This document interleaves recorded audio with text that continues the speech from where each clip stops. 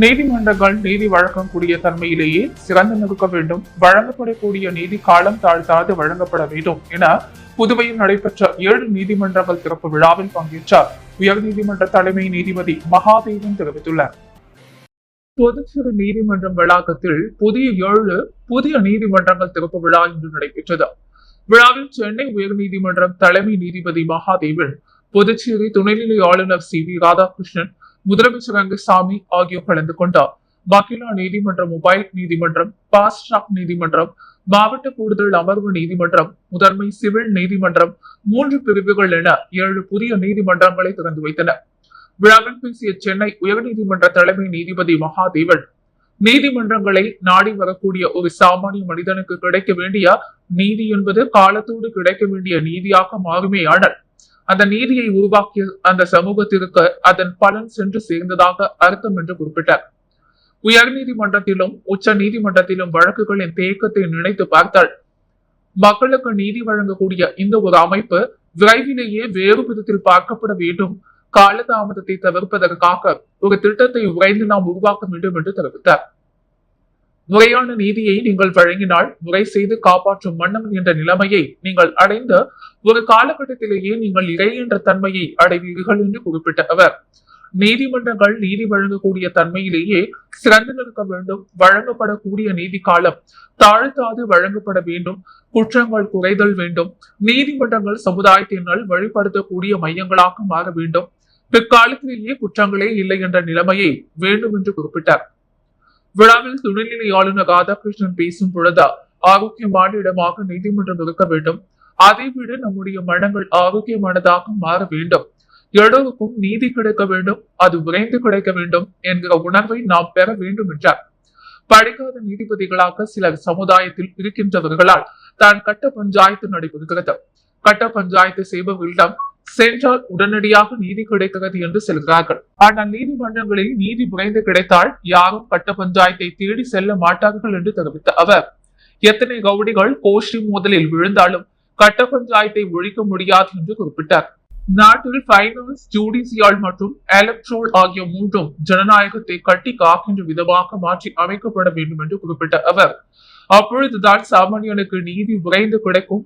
மாற்றங்களிலேயே இருக்கின்ற தவறுகளை சுட்டி காட்டுபவராக நாம் இருக்க வேண்டும், தவிர மாற்றங்களே கூடாது என்று சொல்பவர்களாக நாம் இருக்கக்கூடாது.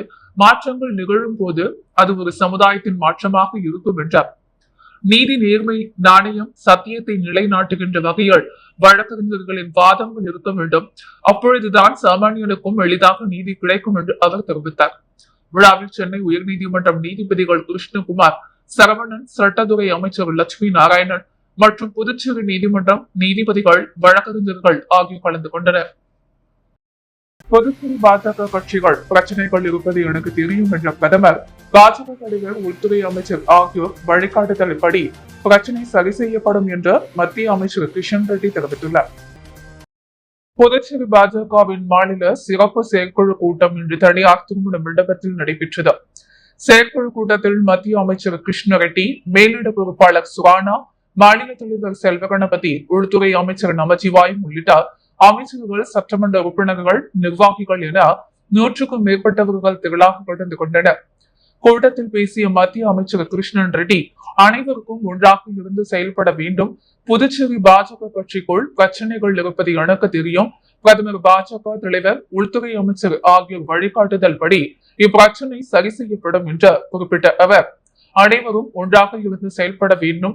வருகின்ற 5 ஆண்டுகளில் புதுச்சேரிக்கு தேவையான உதவிகளை மத்திய அரசு செய்யும் என்றார். அனைவரும் ஒன்றாக இருந்தால் வருகின்ற சட்டமன்ற தேர்தலில் வெற்றி பெற்று ஆட்சியை அமைப்போம் என்று குறிப்பிட்டார். விழுப்புரம் மாவட்டம் வானுகடுத்த புளிச்சப்பள்ளம் கிராமத்தில் பன்றிக்கு வைக்கப்பட்ட மின் வேலியை கடக்க முயன்றார். இரு பெண்கள் பரிதாபமாக உயிரிழந்த சம்பவம் பெரும் சோகத்தை ஏற்படுத்தியுள்ளது. விழுப்புரம் மாவட்டம் வானுகடுத்த புளிச்சப்பள்ளம் கிராம காலனி பகுதியைச் சேர்ந்தவர் பொன்னுமுத்து, மனைவி சத்யவாணி, வயது 50. இவரும் அதே பகுதியைச் சேர்ந்த வீரப்பன் மனைவி வீரம்மாள், வயது 53. இருவரும் இன்று காலை கந்தசுவாமி என்பவருடைய வயலுக்கு வேலைக்கு சென்றுள்ளனர். பிற்பகல் வேலை முடிந்து வீட்டுக்கு வந்தவர்கள் அங்கு பன்றிக்கு போடும் இரும்பு முள்வேலியை தாண்டும் பொழுது சத்யவாணி மின்சாரம் தாக்கி சுருண்டு விழுந்துள்ளார். அவரை காப்பாற்ற சென்ற வீரம்மாளையும் மின்சாரம் தாக்கியுள்ளது. இருவரும் சம்பவ இடத்திலேயே உயிரிழந்துள்ளனர். நேற்று இரவு பெய்த மழையில் அந்த பகுதியில் மின்சாரம் கம்பி அறுந்து விழுந்ததால் மின்சாரம் தடைப்பட்டது. இது மின்துறை ஊழியர்கள் கவனத்திற்கு வராமல் இருந்துள்ளது. இன்று மீண்டும் மின்சாரம் சப்ளை கொடுக்கப்பட்டது. அப்பொழுது அறுந்து விழுந்த மின் கம்பி அங்கு சவுக்கு தோப்பு பகுதியில் ஏற்கனவே அமைக்கப்பட்டிருந்த இரும்பு தடுப்பு வேலியில் 12 கூலி தொழிலாளர்களும் மின்சாரம் தாக்கி உயிரிழந்த விசாரணையில் தெரிய வந்தது. தகவல் அறிந்த வான போலீசார் பிரேதத்தை கைப்பற்றி ஜிப்மர் மருத்துவமனைக்கு உடற்கூறு ஆய்வுக்காக அனுப்பி வைத்து இது குறித்து வழக்கு பதிவு செய்து விசாரணை மேற்கொண்டு வருகின்றனர். பகுஜன் சமாஜ் கட்சியின் தமிழ்நாடு தலைவர் ஆம்ஸ்ட்ராங் படுகொலைக்கு நீதி வேண்டி மாபெரும் கண்டன பேரணி நடைபெற்றது. பகுஜன் சமாஜ் கட்சியின் தமிழ்நாடு தலைவரும் சமூக போராளியுமான வழக்கறிஞர் ஆம்ஸ்ட்ராங்கின் படுகொலைக்கு நீதி வேண்டி புதுச்சேரியில் மாபெரும் கண்டன பேரணி நடைபெற்றது. தோழர்கள் இயக்கம் சார்பில் நடைபெற்ற இந்த பேரணி புதுச்சேரி அண்ணா சிலையில் இருந்து தொடங்கி நேரு வீதி, காந்தி வீதி வழியாக சென்று சட்டப்பேரவை பின்பு முடிவடைந்தது. இதில் சமூக இயக்கம், பொதுநல அமைப்புகளைச் சேர்ந்த தலைவர்கள் பல கலந்து கொண்டனர். அரியக்குப்பம் சட்டமன்ற அலுவலகத்தில் ஆதிதிராவிடர் மக்களுக்கு திருமண உதவித்தொகை வழங்கும் நிகழ்ச்சி சட்டமன்ற உறுப்பினர் பாஸ்கர் தலைமையில் நடைபெற்றது. புதுச்சேரி அரசு ஆதிதிராவிடர் நலத்துறை மூலம் வறுமை கோட்டுக்கு கீழ் உள்ள தாழ்த்தப்பட்ட மக்களுக்கு திருமண உதவித்தொகையினை வழங்கி வருகிறது. அதன் அடிப்படையில் அரியாங்குப்பம் தொகுதிக்குட்பட்ட பகுதியில் உள்ள தாழ்த்தப்பட்ட மக்களுக்கான திருமண உதவித்தொகையாக தலா 1 லட்சம் ரூபாய் என 9 பயனாளிகளுக்கு 9 லட்சம் ரூபாய் பெறுவதற்கான ஆணையினை சட்டமன்ற உறுப்பினர் பாஸ்கர் என்கிற தட்சிணாமூர்த்தி பயனாளிகளுக்கு வழங்கினர். இந்த நிகழ்ச்சியில் என்ஆர் காங்கிரஸ் உள்ளிட்ட கூட்டணி கட்சியின் நிர்வாகிகள் பலர் உடனிருந்தனர். உழவர்கரை தொகுதிக்குட்பட்ட புதுநகரில் விஷவாயு தாக்கி உயிரிழந்த 3 பேரின் குடும்பத்தினருக்கு முன்னாள் அமைச்சர் பன்னீர்செல்வம் ஆறுதல் தெரிவித்து நலத்திட்ட உதவிகளை வழங்கினார். புதுச்சேரி உழவர்கரை தொகுதிக்குட்பட்ட புதுநகரில் கடந்த மாதம் விஷவாயு தாக்கியதில் 3 பெண்கள் உயிரிழந்த சம்பவம் பெரும் அதிர்ச்சியை ஏற்படுத்தியது. இந்த நிலையில் கடந்த ஒரு மாதமாக சொந்த வேலையாக வெளிநாடு சென்றிருந்த தொகுதி முன்னாள் சட்டமன்ற உறுப்பினரும் முன்னாள் உள்ளாட்சித்துறை அமைச்சருமான பன்னீர்செல்வம் நேற்றிரவு புதுச்சேரி திரும்பினார். இதையடுத்து இன்று காலை உயிரிழந்த 3 பேர் குடும்பத்தினரையும் பாதிக்கப்பட்டவர்களையும் முன்னாள் அமைச்சர் பன்னீர்செல்வம் நேரில் சந்தித்து ஆறுதல் தெரிவித்தார். மேலும் அரிசி, மளிகை பொருட்கள் உட்பட நலத்திட்ட உதவிகளை பாதிக்கப்பட்டவர்களுக்கு வழங்கினார். அப்பொழுது என்ஆர் காங்கிரஸ் நிர்வாகிகள், புதுநகர் நலசங்க நிர்வாகிகள் உட்பட அப்பகுதி மக்கள் உடன் இருந்தனர். வடநெல்லி சிவலிங்கபுரம் பகுதியில் எழுந்தருளி உள்ள ஸ்ரீ சிவ சைலநாதர் ஆலயத்தின் திருத்தேரு வீதி உலா சிறப்பாக நடைபெற்றது. புதுச்சேரி மணவெளி கிராமத்தில் எழுந்தருளி உள்ள அருள்மிகு ஸ்ரீ திருப்புவ சுந்தரி உடனுரை சிவ சைலநாதர் ஆலயத்தின் 60ஆம் ஆண்டு பிரம்மோற்சவ விழா கடந்த வாரம் கொடியேற்றத்துடன் துவங்கியது. தொடர்ந்து இவ்வாலயத்தில் சிறப்பு அபிஷேக அலங்காரத்துடன் பூஜைகள் நடைபெற்று தினம்தோறும் சுவாமி வீதிகுலா நடைபெற்று வந்தது. தொடர்ந்து நேற்று முன்தினம் சுவாமி திருக்கல்யாணம் நிறைவு பெற்று நேற்று காலை திருத்தேரு வீதிகுலா நடைபெற்றது. இதில் தொகுதியின் சட்டமன்ற உறுப்பினரும் சட்டப்பேரவை தலைவருமான ஏம்பலம் செல்வம், அரியாங்குப்பம் சட்டமன்ற உறுப்பினர் பாஸ்கர் என்கிற தட்சிணாமூர்த்தி, முதலமைச்சரின் பாதுகாப்பு அதிகாரி ஜெயராம், காங்கிரஸ் மாநில செயற்குழு உறுப்பினர் விஜயலட்சுமி, ஜெயமூர்த்தி, திமுக நிர்வாகி சிவசங்கரன், மதிமுக நிர்வாகி செல்வராஜ் உட்பட முக்கிய பிரமுகர்கள் சிறப்பு அழைப்பாளராக கலந்து கொண்டு சுவாமி தரிசனம் செய்து திருத்தேரினை வடம் பிடித்து இழுத்து தேரோட்டத்தினை துவக்கி வைத்தனர். மேலும் இந்த நிகழ்ச்சியில் ஏராளமான பக்தர்கள் கலந்து கொண்டு சுவாமி தரிசனம் செய்தனர். வழிபட்டனர். இந்நிகழ்ச்சிக்கான ஏற்பாடுகளை ஆலய நிர்வாக குழுவினர், கிராம பொதுமக்கள் ஆகியோர் இணைந்து செய்திருந்தனர். பாஜக மாநில விவசாய அணி தலைவர் ராமோவின் பிறந்தநாள் விழா சபாநாயகர் ஏம்பலம் செல்வம் தலைமையில் நடைபெற்றது. புதுச்சேரி பாரதிய ஜனதா கட்சியின் மாநில விவசாய அணி தலைவர் ராமுவின் பிறந்தநாள் விழா தவளக்குப்பம் பகுதியில் கேக் வெட்டி இனிப்புகள் வழங்கி கொண்டாடப்பட்டது. மேலும் இந்நிகழ்ச்சியில் சபாநாயகர் ஏம்பலம் செல்வம் இந்நிகழ்ச்சியில் கலந்து கொண்டு பொன்னாடை போர்த்தி பூங்கொத்து கொடுத்து பிறந்தநாள் வாழ்த்தினை தெரிவித்தார். மேலும் இந்நிகழ்ச்சியில் மாநில மற்றும் தொகுதி பாஜக நிர்வாகிகள், தொழிலதிபர்கள் பலர் இந்நிகழ்ச்சியில் கலந்து கொண்டு சால்வி அணிவித்து தங்களது பிறந்தநாள் வாழ்த்துக்களை தெரிவித்துக் கொண்டனர். பிரான்ஸ் நாட்டு தேசிய தினத்தையொட்டி புதுச்சேரி கடற்கரை சாலையில் உள்ள போர் வீரர் நினைவிடத்தில் 2 நாடுகளின் சார்பில் மரியாதை செலுத்தப்பட்டது. பிரான்ஸ் நாட்டில் கடந்த 1789ஆம் ஆண்டு ஜூலை 14ஆம் தேதி அந்நாட்டு தலைநகரம் பாரிஸில் உள்ள பஸ்தி என்ற சிறைச்சாலையை மக்கள் புரட்சி மூலம் தகர்த்தது. மன்னராட்சியை முடிவுக்கு கொண்டு வந்த மக்களாட்சியை நிறுவினர். இந்த தினம் பிரான்ஸ் நாட்டு தேசிய தினமாக கொண்டாடப்படுகிறது. இதையொட்டி புதுச்சேரி கடற்கரையில் உள்ள பிரெஞ்சு போர் வீரர்கள் நினைவிடத்தில் இரு நாட்டு தேசிய கொடிகள் ஏற்றியும் தேசிய கீதங்கள் இசைத்தும் முதலாம் ஆண்டு இரண்டாம் உலக போரின் பொழுது உயிரிழந்த பிரான்ஸ் நாட்டிற்கு ஆதரவாக போரில் ஈடுபட்ட இந்திய வீரர்கள் மற்றும் பிரான்ஸ் நாட்டு வீரர்களுக்கு மரியாதை செலுத்தும் நிகழ்ச்சி நடைபெற்றது.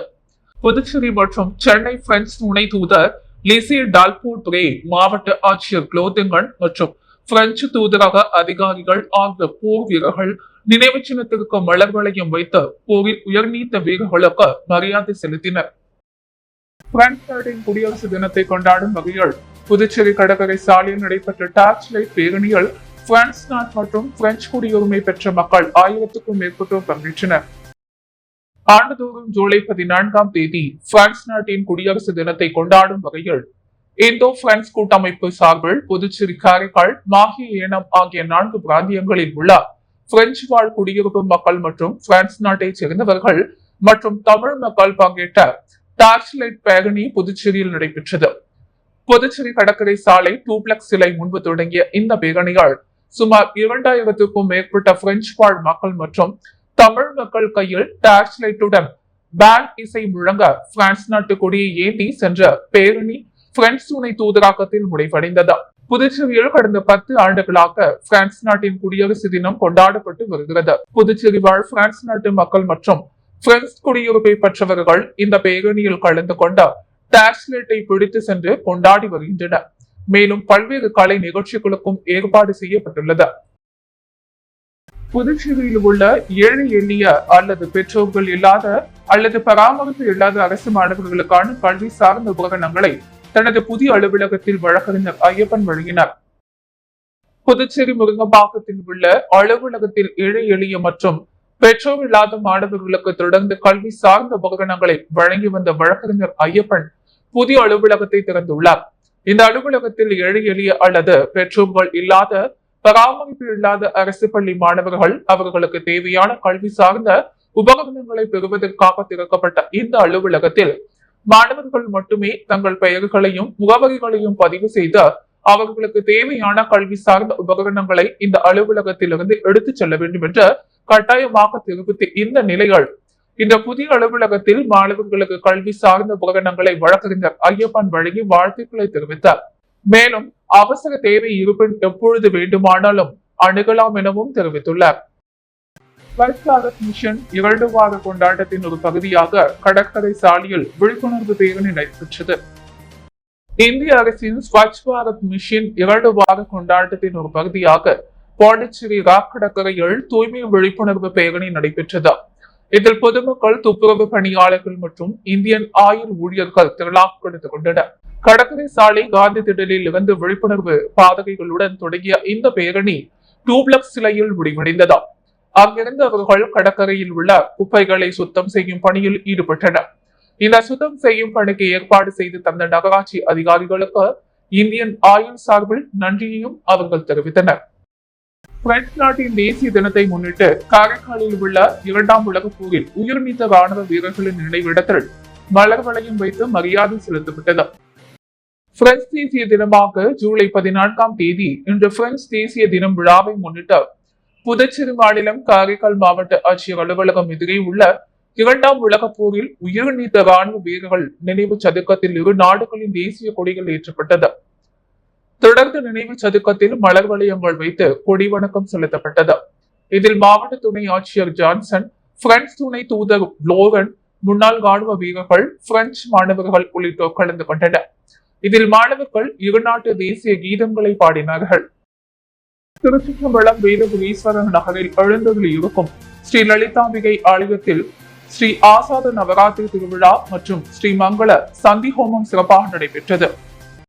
புதுச்சேரி அடுத்துள்ள தமிழக பகுதியான திருச்சிற்றம்பலம் வேதபுரீஸ்வரர் நகரில் எழுந்தருளி உள்ள ஆறுமுக ஸ்ரீ குகானந்தர் சித்தர் பீடத்தில் அமைந்துள்ள ஸ்ரீ வாராகி அம்மன் மற்றும் லலிதாம்பிகை ஆலயத்தில் ஸ்ரீ ஆஷாட நவராத்திரி திருவிழா மற்றும் ஸ்ரீ மங்கள சண்டி ஹோமம் கடந்த 6ஆம் தேதி சனிக்கிழமை முதல் தொடர்ந்து நடைபெற்று வருகிறது. இதில் முக்கிய நிகழ்வாக நேற்று மாலை வேத பிரார்த்தனை மகாகணபதி ஹோமம், மகா சங்கல்ப கலச ஸ்தாபனம், ஸ்ரீ சண்டி ஆவாகனம், ஆபரண பூஜை, பாராயணம், சதுஸ்ரீ யோகினி பைரவ பள்ளி பூஜை மற்றும் மகா தீபாராதனைகளுடன் சிறப்பு பூஜைகள் நிறைவு பெற்று பூர்ணாகிதி செய்யப்பட்டது. இந்த நிகழ்ச்சியில் ஏராளமான பக்தர்கள் கலந்து கொண்டு சுவாமி தரிசனம் செய்து வழிபட்டனர். இந்நிகழ்ச்சிக்கான ஏற்பாடுகளை மேல்நிலையம் அறக்கட்டளை, ஸ்ரீ வித்யா உபாசகர், லலிதாம்பிகை ஸ்தாபனம், ஸ்ரீ சக்தி சுவாமிகள் செய்திருந்தனர். நேதாஜி நகரில் கஸ்தூரிபாய் காந்தி வீதியில் மின்விளக்கு அமைத்து கொடுக்கும்படி உப்பிளம் தொகுதி திமுக சட்டமன்ற உறுப்பினர் அனிபால் கென்னடியிடம் கோரிக்கையை ஏற்று மின்விளக்குகள் அமைக்கப்பட்டதற்கு அப்பகுதி மக்கள் நன்றி தெரிவித்தனர். புதுச்சேரி உப்பிளம் தொகுதிக்குட்பட்ட நேதாஜி நகர் ஒன்றில் கஸ்தூரிபாய் காந்தி வீதியில் மின்விளக்கு எரியாமல் இருந்ததை அப்பகுதி மக்கள் உப்பிளம் தொகுதி திமுக சட்டமன்ற உறுப்பினர் அனிபால் கென்னடியிடம் அலைபேசி மூலம் தெரிவித்தனர். அதனைத் தொடர்ந்து தனது கழக சகோதரர்களுடன் சென்று நேரில் ஆய்வு மேற்கொண்டார். பின்னர் மின்துறை அதிகாரிகளை சம்பவ இடத்திற்கு விரைந்து வரவழைத்து அங்கு நேரில் வந்த இளநிலை பொறியாளர் சுரேஷ் மற்றும் மின்பாதை ஆய்வாளர் வேல்முருகனிடம் அப்பகுதி மக்கள் முன்னிலைகள் மின் விளக்கு எரியாமல் இருந்ததை காண்பித்தார். மேலும் ஒரு புது கம்பம் அமைத்து கூடுதல் மின்விளக்கு அமைத்து கொடுங்கள் என்று கோரிக்கை வைத்தார். மின்விளக்கு அமைத்து தருகிறோம், புது மின் கம்பம் சிறிது வாரம் கழித்து அமைத்து பணிகளை முடித்து தருவதாக அதிகாரிகள் உறுதியளித்தனர். உடனடியாக மின்விளக்குகள் அமைக்கப்பட்டதா, மின்விளக்குகள் எரிந்ததால் அப்பகுதி மக்கள் மகிழ்ச்சியடைந்து சட்டமன்ற உறுப்பினருக்கு நன்றி தெரிவித்தனர். அப்பொழுது தொகுதி செயலாளர் சக்திவேல், காங்கிரஸ் செயற்குழு உறுப்பினர் ராஜ்குமார், திமுக சிறுபான்மை அணி நோய்கள் தோமுச துணை அமைப்பாளர் மிஷேல், கொலை செயலாளர்கள் செல்வம், காலப்பெண் ராகேஷ், பிரமுகர் திருமுருகன் ஆகியோர் உடனிருந்தனர். புதுவையின் அன்றாட நிகழ்வுகளை காண பாண்டி ஹெட்லைன்ஸ் யூடியூப் சேனலை சப்ஸ்கிரைப் பண்ணுங்க. தொடர்ந்து எங்களுடன் இணைந்திருக்க பக்கத்தில் உள்ள பெல் பட்டனை பிரஸ் பண்ணுங்க, லைக் பண்ணுங்க, ஷேர் பண்ணுங்க. என்றும் உங்களுடன் பாண்டி ஹெட்லைன்ஸ்.